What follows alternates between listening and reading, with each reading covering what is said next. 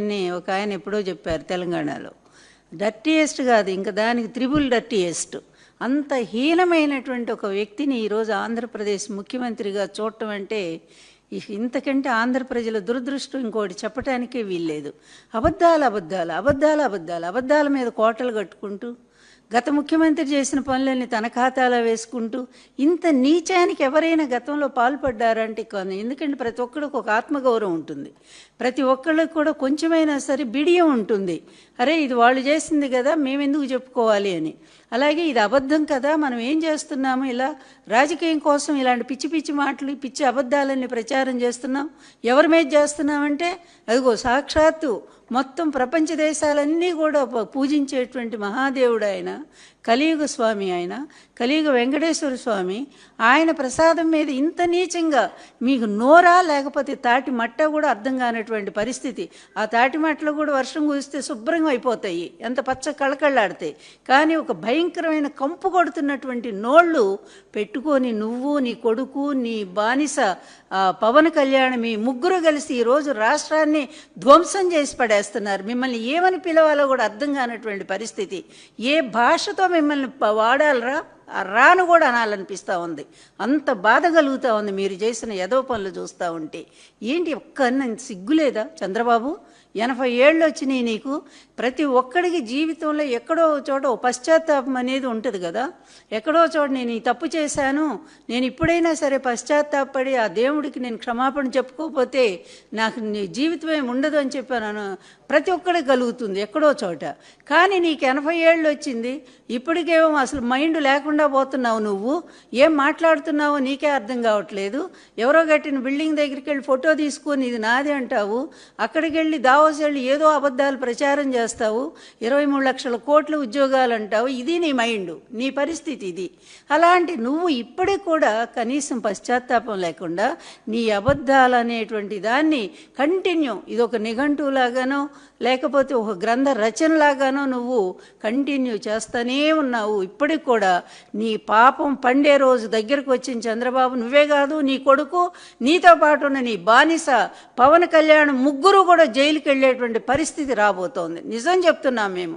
ఎందుకంటే ఈరోజు సిబిఐ ఇచ్చినటువంటి రిపోర్టు, సుప్రీంకోర్టు ఆ రోజే మొట్టికాయలేసి నేను ప్రశ్నలు వేసింది.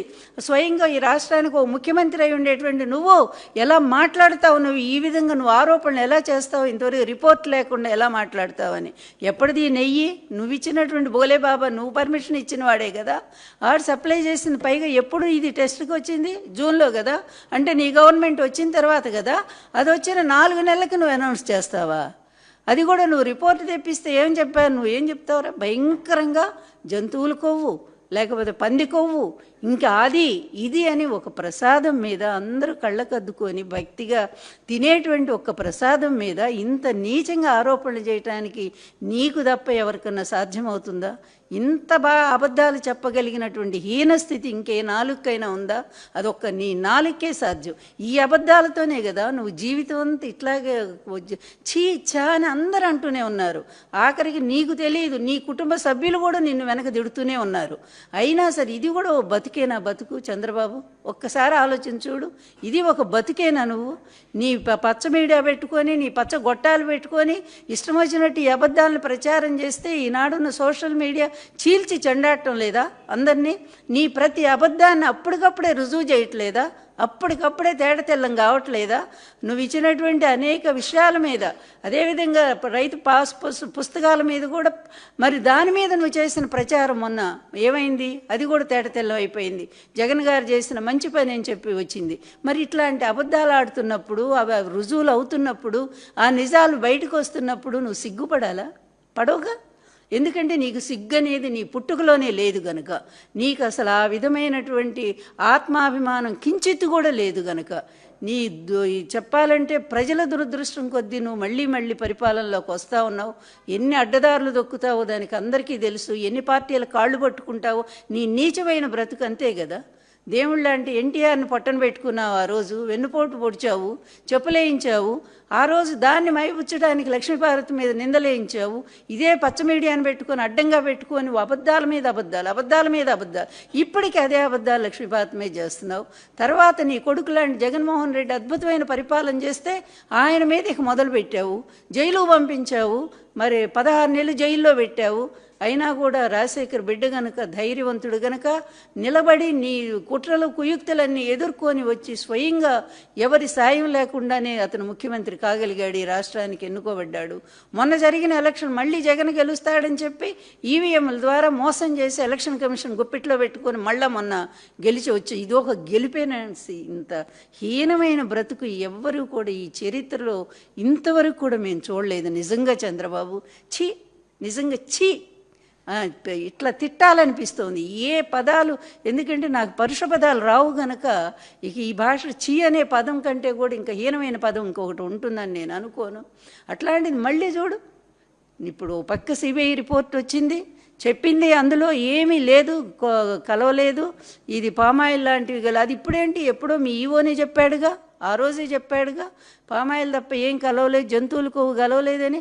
మళ్ళీ ఆయన చేత బలవంతంగా ప్రెస్ మీట్ పెట్టించి 3 నెలల తర్వాత అందులో ఇంకేదో కలిసిందని అర్థం వచ్చేట్టుగా చేసి నీ హయాంలో నువ్వు పర్మిషన్ ఇచ్చిన బోలేబాబు ద్వారా సప్లై అయినటువంటి నెయ్యి నీ హయాంలో వచ్చిందే.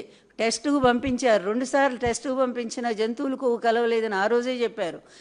మరి ఎవరి మీద అయితే మీరు ఆరోపణలు చేశారో, కరుణాకర్ రెడ్డి గారి మీద, అదేవిధంగా సుబ్బారెడ్డి గారి మీద, ఇది మరి సుబ్బారెడ్డి గారు కోర్టుకి వెళ్ళారుగా, సుప్రీంకోర్టుకి.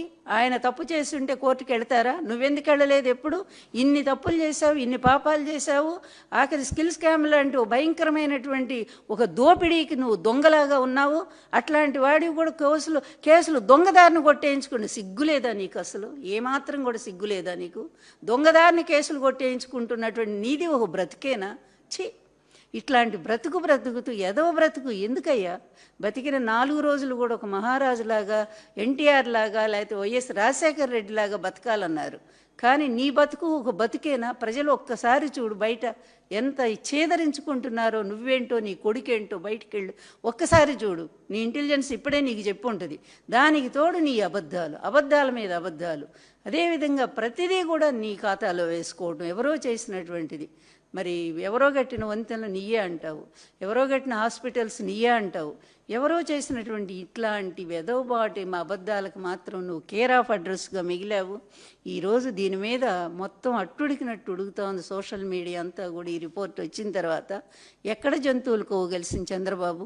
నీకు నిజంగా దమ్ము, ధైర్యము, సిగ్గు, మానం, అభిమానం ఏదైనా ఉంటే రా, వచ్చి రోడ్డు మీద నిలబడి. మొన్న మాట్లాడావుగా, ఆ రోజు అందరి ముందు మాట్లాడావు కదా, జంతువులు కోవగలిసి నిస్సిగ్గుగా.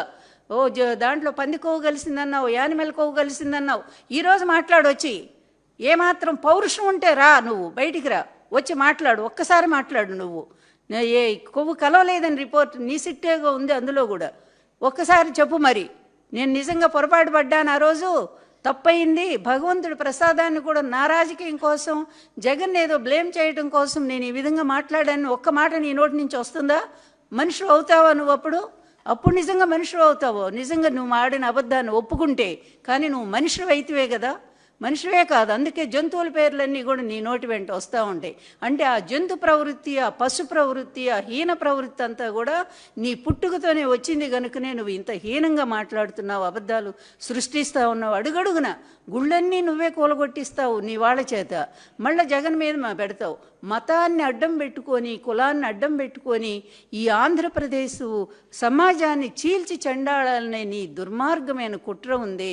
ఇంతవరకు ఏ శాడిస్ట్ కూడా రాజకీయ చరిత్రలో ఇలా చేయలేదు చంద్రబాబు. అది నువ్వు ఒక్కడవే చేయగలిగావు. ఎందుకంటే నువ్వు ఒక అసమర్థుడివి గనుక. నిన్నెవరూ ప్రజలు ఎప్పుడూ ఎన్నుకోలేదు.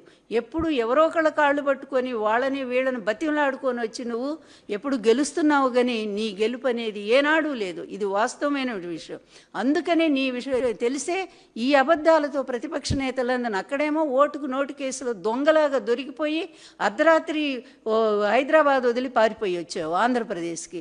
ఇక్కడ ఎంత అల్లాడు, ఎటువంటి పరిస్థితుల్లో 10 ఏళ్ళు మనకు హక్కు ఉంటే దాన్ని కూడా నువ్వు వదిలేసి వచ్చి, అంటే నీ నీచమైన కార్యానికి అక్కడ కూడా ప్రభుత్వాన్ని పడగొట్టడానికి నువ్వు చేసిన భయంకరమైన కుట్ర కదా. ఆ కుట్రలో దొరికిపోయి దొంగలాగా ఏమన్నా సిగ్గుందా చంద్రబాబు? ఇన్ని పాపాలు చేస్తున్నావు, దొరికిపోతున్నావు, దొరికిపోయినా కూడా ఇంకా నవ్వుకుంటా సిగ్గు లేకుండా ఎట్లా తిరుగుతావు నువ్వు? మళ్ళీ అబద్ధాలు చెప్పుకుంటా తిరుగుతావు. ఎన్ని అబద్ధాలని ప్రచారం చేస్తావు? ఈరోజు ఈ రిపోర్టుకు నువ్వేం సమాధానం చెప్తావు? సెప్టెంబరు 18వ తారీఖున నువ్వు ఓపెన్గానే చెప్పావు, జంతువులకు ఆకు ఈకు కలిసింది, ఇది అసలు క్షమించరాని విషయం, దేవుడికి అపచారం చేసింది ఆ ప్రభుత్వం అంటూ జగన్ గారి ప్రభుత్వం మీద ఇన్ని నిందలు మోపావు. తర్వాత ఓపెన్గా నీ పచ్చబాక ఏదైతే నీ పచ్చ మంద, అది నిజం చెప్పాలంటే దానికి కూడా విలువలు లేవు. ఏ విధమైన సిగ్గు లేనటువంటి మీడియా ఒకటి ఉందే వ్యవస్థ, అంత దరిద్రపు వ్యవస్థను సర్వనాశనం చేయడానికి నువ్వేలా కంకణం కట్టుకున్నావు? నీ పచ్చ మందు కూడా, నీ పచ్చ మీడియా మందు కూడా అలాగే కంకణం కట్టుకున్నారు. అందరూ కలిసి ఈ వ్యవస్థను నాశనం చేయడానికి వచ్చారా మీరు? ఈ అబద్ధాలను ప్రచారం చేసి మరి ఈ విధంగా తప్పును ఒప్పును తప్పుగాను మంచి చేసిన వాళ్ళేనేమో పనికి మాలిన వాళ్ళు, తప్పు చేసిన వాళ్ళుగా చూపించడానికి వచ్చారా మీరు? కానీ చేస్తున్న తప్పులన్నీ మీయే కదా. ఈరోజు రాష్ట్రాన్ని లూటీ చేస్తున్నారు, ఎక్కడికక్కడ దోపిడీ చేస్తూ ఉన్నారు. ఈ దోపిడీ చేసి తీసుకెళ్లి విదేశాల్లో దాచుకుంటున్నారు. జనం అంతా గమనిస్తూనే ఉన్నారు. నీ అబ్బా కొడుకులు ఇద్దరు కూడా సూట్ కేసులు పట్టుకొని స్పెషల్ ఫ్లైట్లో వెళ్ళి విదేశాల్లో డబ్బులు దాచుకోవటం, ఇదంతా ఇంత దరిద్ర బతుకం ఇది. అంటే ఏం తక్కువైపోయిందని అంత దరిద్రులా మీరు? తినడానికి తిండి కూడా లేదా మీకు? హెరిటేజ్ పాలు అమ్ముకుంటే దాని నుంచి డబ్బులు రావట్లేదా?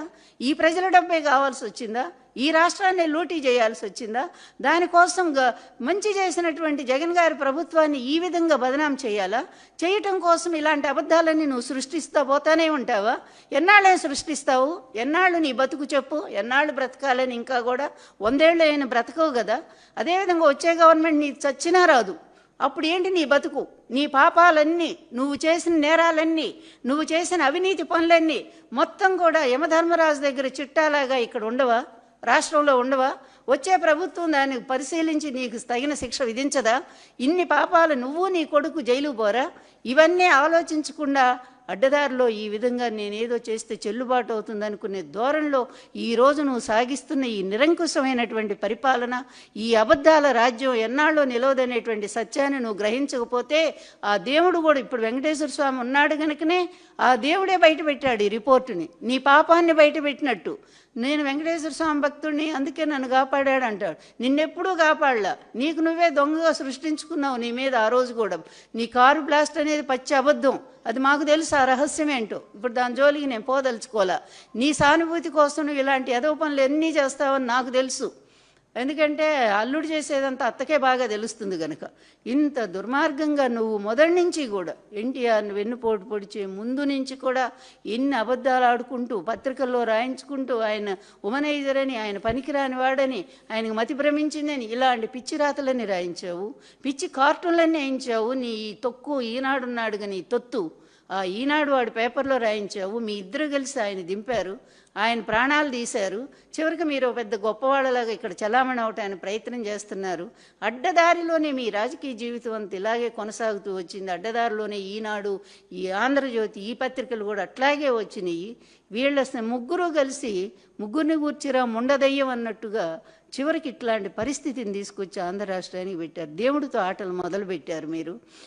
ఆ పాపం పరాకాష్ఠకు వచ్చిందని నేను అనుకుంటున్నాను. ఎన్నో రోజులు పట్టదు. ఈ పాపం ఆల్రెడీ బద్దలైంది, ఎన్నో బద్దలు అవుతూనే ఉన్నాయి. కొద్ది రోజుల్లోని ఈ పాపానికి తగినటువంటి మూల్యం నువ్వు చెల్లించ తప్పదు. కానీ ఇంకా సమర్థించుకోవటానికి ఇలాంటి పిచ్చి పిచ్చి అన్నీ వేయిస్తావా? సుబ్బారెడ్డి గారు ఇది, లేదా కరుణాకర్ రెడ్డి, జగన్ గారు, వీళ్ళు దొంగలా? నువ్వా దొంగవి? పెద్ద దొంగవి కదా, దొంగలకి దొంగవు కదా, మేం చెప్పటం కాదు కదా. tehelka.com నుంచి నీ చరిత్ర ఏంటో అందరూ బయట పెడుతూనే వచ్చారు కదా. 18 కేసుల్లో నువ్వు ఎంత పెద్ద దొంగవో, ఎంత పెద్ద లూటీదారువో, ఈ రాష్ట్రాన్ని, అప్పుడు ఉమ్మడి రాష్ట్రాన్ని, ఇప్పుడు రాష్ట్రాన్ని ఎంత లూటీ చేస్తూ వచ్చావో 2 ఎకరాలు ఉన్నవాడివి ఎన్ని లక్షల కోట్లకి 6 లక్షల కోట్లకి ఎగబడ్డావో మళ్ళీ ఇప్పుడు 1,00,000 కోట్లకి టెండర్ వేసి ఇద్దరు అబ్బా కొడుకులు ఇద్దరు కూడా సంపాదించడానికి మొదలుపెట్టారు. ఇంత నీచమైన బతుకుతూ ప్రజల మీద బతుకుతూ ప్రజల రక్తాన్ని పీలుస్తూ మళ్ళానేమో మంచి చేసినటువంటి ధర్మమూర్తులైనటువంటి జగన్ గారు లాంటి వాళ్ళనేమో ఇలా ఇష్టం వచ్చినట్టుగా కేసుల్లో ఇరికించడానికి ప్రయత్నం చేస్తాయి. ఇదా నీ 40 ఏళ్ల ఇండస్ట్రీ? ఇంత నీచమైన రాజకీయమా?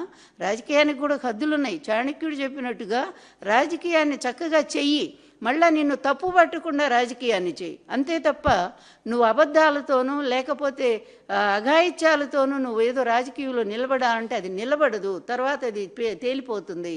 నువ్వేంటో నలుగురు ముందు పలచనైపోతావు. అందువల్ల నిజాయితీగా చెయ్యి. ఇప్పటికి కూడా జగన్ గారు ఎందుకు స్టాండ్ ప్రజల్లో ఎందుకు నిలబడ్డారు? ఆయన చేసిన మంచి వల్ల నిలబడ్డారు. కానీ నువ్వు నిలబడు, నీ గురించి ఎవరైనా మంచిగా చెప్పే ఒక్కళ్ళని చూపించు. చివరికి నీ రాజకీయానికి నీ భార్య దగ్గర నుంచి ప్రతి ఒక్కళ్ళని వాడుకుంటున్నావు కదా. ఆ రోజు నన్ను బూచిగా చూపించావు, అధికారం లాక్కున్నావు. తర్వాత మొన్న నీ భార్యను అడ్డం పెట్టావు, ఏడ్చావు. ఆ రోజు ఇందిరాగాంధీని మోసం చేశావు, నీకు రాజకీయ జీవితం ఇచ్చిన ఆమెను కూడా. ఇలా నీ బతుకంతా మోసాలేనా? నీ బతుకంతా కుట్రలేనా? నీ బ్రతుకంతా ఇంత హీనమా? ఛీ, ఇట్లాంటి వాడిని ఒక్కసారి రాదు. నీలాంటి యానిమల్స్కి ఎప్పటికి కూడా ఆ పశ్చాత్తాపం అనేది రాదు. ఎందుకంటే మీలో ఉన్నది మనిషి ప్రవర్తన కాదు, మానవీయ దృక్కోణం అనేది ఏ కోశాన నీలో లేదు. పూర్తిగా అమానుషమైనటువంటి జంతు సంబంధమైన, ఆ జంతువులు కూడా సాధు జంతువులు కాదు, భయంకరమైన క్రూర జంతువుల స్వభావం నీలో ఉంది కనుకనే ఈ విధంగా ఇట్లాంటి ఆఖరికి దేవుణ్ణి కూడా నీ రాజకీయ పబ్బానికి వాడుకొని ఇంత భయంకరమైన ఆరోపణలు చేశావే. ఇక నీ బానిస ఉన్నాడు, ఆయన ఏకంగా మెట్లే గడుగుతాడు. మెట్లు గడగటం కాదు, సనాతన వేషం. అప్పటికప్పుడే ఒక క్రిస్టియను అప్పటికప్పుడే సనాతన హిందూ అయిపోతాడు. అప్పటికప్పుడు లక్షల లడ్లంట అయోధ్య వెళ్ళిపోయినాయి అంట, భక్తులందరూ తినేశారంట. ఈ పాపం అంటే గత ప్రభుత్వానికి తగలాలంట. నీచుల్లారా, మీకు అసలు ఏమన్నా బుద్ధి జ్ఞానం ఉండండి రాజకీయాల్లో. మీకు నిజంగా ప్రజలు గెలిపిస్తే మీ అధికారాన్ని ఎవరు కాదనరు. కానీ దానికోసం ఇంత నీచంగా దిగజారాలా? పవన్ కళ్యాణ్, నిన్ను కూడా అడుగుతున్నాను, ఇంతగా నువ్వు దిగజారాలా? ఈనాటికి కూడా నువ్వేమి సమాధానం చెప్పవా? దీనికి ఇన్ని అన్యాయాలు జరుగుతుంటే ఒక్కదానికన్నా సమాధానం చెప్పావా? నీ పార్టీ వెధవలేసే వేషాలు, పనికి మాలినటువంటి స్త్రీల పట్ల వ్యవహరించే తీరు కొంచెం కూడా సిగ్గుపడరా మీరు? నిజంగా ఏమాత్రం సిగ్గున్నా కూడా మీ ముగ్గురు కూడా రాజకీయాలను వదిలిపెట్టి వెళ్ళిపోవాలా? ఎందుకంటే ప్రజల్లో అంత అసహ్యం మీ ముగ్గురు పట్ల ఈరోజు పేరుకుపోయింది. అంత మేము మీ పేరు తలుచుకుంటేనే ప్రజలు ఆవేశంతో వణికిపోతూ ఉన్నారు. అందువలన మీ జీవితాలేంటో మీరు ఒక్కసారి ఆలోచన చేసుకోండి. మీరు చేస్తున్న ఇప్పటికీ పశ్చాత్తాపం అనేది మీలో రాదు. అందువలన ఈ రాష్ట్రాన్ని ఏదో మీ పబ్బం కోసం, మీ రాజకీయ ప్రయోజనాల కోసం ఒక అగ్నిగుండంగా మార్చి మతం అనేటువంటి, కులం అనేటువంటి ముసుగులో మీరాడుతున్నటువంటి నాటకాలు, డ్రామాలు ఇంకెన్నాళ్ళలో చెల్లవనేది మాత్రం చెప్తా ఉన్నాం. ఈరోజు ప్రజల్లో విస్తృతంగా సోషల్ మీడియా ఉంది. దానివల్ల విపరీతంగా మరుక్షణంలోనే నిజాలు అనేది బయటకు వస్తూ ఉన్నాయి. అందువల్లనే మీ బతుకులన్నీ కూడా బయటపడుతున్నాయి. అందువలన చంద్రబాబు, మీ హీనమైన బ్రతుకుని గురించి 80 ఏళ్ళు వచ్చి ఇంకెందుకు సిగ్గుమాలిన బతుకు, ఏ క్షణమో ఎప్పుడు పోతామో కూడా తెలియనటువంటి స్థితిలో నువ్వు ఉన్నావు. ఇంక అన్ని రోగాలే, ఒంటి నిండా రోగాలే ఉన్నాయి, అయినా కూడా అబద్ధాలు ఆడతావు. చెయ్యి ఇంత హీన బతికినటువంటి వాళ్ళు ఈ చరిత్రలోనే ఎవ్వరూ లేరు, నువ్వు తప్ప. ఇప్పుడు నీ కొడుకు ట్రైనింగ్ ఇస్తూ ఉన్నావు, అదేవిధంగా నీ ఇంకొక బానిసకి నువ్వు ట్రైనింగ్ ఇస్తూ ఉన్నావు. ఇదిగో ఇట్లా బతకాలి, ఇంత హీనంగా బతికితేనే రాజకీయాలు అనేది. అట్లాంటి హీనమైనటువంటి బతుకులు ఏంటనేది 29 తర్వాత తేలుతుంది మీ బతుకేంటో, మీరేంటో. ఇప్పుడైనా సరే మేము చెప్పేది ఒక్కటే, కోట్లాది మంది వెంకటేశ్వర స్వామి భక్తుల మనోభావాలు దెబ్బతీయొద్దు. కోట్లాది మంది వెంకటేశ్వర స్వామి భక్తులు ఇష్టంగా ఆరగించేటువంటి, భక్తిగా కళ్ళకద్దుకొని తినే ప్రసాదాన్ని ఈ విధంగా వివాదాల్లోకి లాగొద్దు. మీ టైంలోనే ఆ కొంచెం వనస్పతి జరిగిందని అదంతా వెనక్కి పంపించారని మీరే చెప్పారు, మీ ఈవోనే చెప్పాడు స్వయంగా. ఆ నెయ్యి అంతా వెనక్కి వెళ్ళిపోయిన ఈ లడ్డుల్లో ఎట్లా కలుస్తుంది? పైగా ల్యాబ్ టెస్ట్ తర్వాతే కదా ఏ నెయ్యి అయినా లోపలికి వస్తుంది. అది కూడా ఆలోచించకుండా ఆ కంపెనీ మీద కేసు వేశారు చెన్నైలో, అది నడుస్తూనే ఉంది. మరి ఇన్ని ఉన్నప్పుడు మీరు జగన్ గారి మీద ఎలా పాదిస్తారు? కరుణాకర్ రెడ్డి గారిని ఎలా అంటారు? సుబ్బారెడ్డి గారిని ఎలా అంటారు? నిజాయితీగా పనిచేసినటువంటి వాళ్ళు దేవాలయ ప్రతిష్టను పెంచితే మీలాంటి దుర్మార్గులు, ఇలాంటి అడ్డదారి రాజకీయ నాయకులంతా కూడా వాటిని మీ రాజకీయ ప్రయోజనాల కోసం అడ్డదిడ్డంగా ఉపయోగించుకుంటూ దేవాలయ ప్రతిష్ఠని ప్రతిష్టను కూడా దిగజారుస్తున్నారు. దానికి తగినటువంటి పరిష్కారం, దానికి తగినటువంటి మూల్యం తొందరలోనే వెంకటేశ్వర స్వామి మీకు మీరు మీ ఫాలోయర్స్ అంటే ఎవరైతే మీ దాంట్లో పాలు పంచుకున్నారో ఈ పాపంలో వాళ్ళందరికీ ఒక శాపంలా మాత్రం తగలబోతుంది. చూస్తూ ఉండండి, తొందరలోనే చూస్తూ ఉండండి.